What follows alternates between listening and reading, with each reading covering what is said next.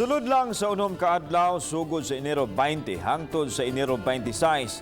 Mga kaso sa COVID-19 misumada na sa 510 ka mga kaso apan ang dakbayan sugbo mitataw nga kontrolado gihapon ang mga kaso sa dakbayan. Ang report ni Nico Serino.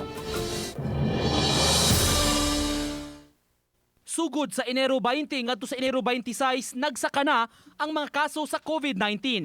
Sa petsa 20 dunay 60 ka mga kaso, petsa 21 54 ka mga kaso. Mibalik pagsaka sa 97 sa Enero 23, mius-us ngadto sa 81 sa Enero 24. Nakatala og 70 og 88 ka mga bag-ong kaso sa Enero 25 ug 26. Sulod sa unom ka adlaw, miabot kini og 510 ka mga kaso.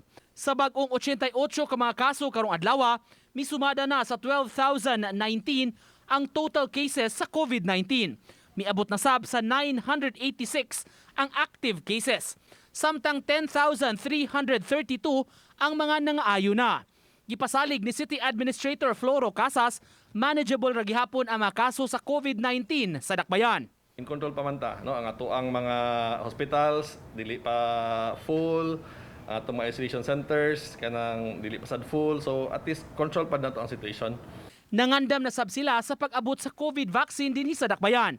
Iyang gipahibaw nga padayon sila nga Nangita ug ultra cold storage facility nga makahimo pagpondo sa mga bakuna gikan sa Pfizer nga manginahanglan og grabing kabugnaw nga pasilidad.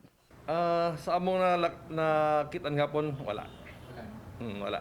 Sa among nasuroy, but we are still continuing no sa ato ang search. Uban ni Marlon Melgazo, Nico Sereno, Balitang Bisdak.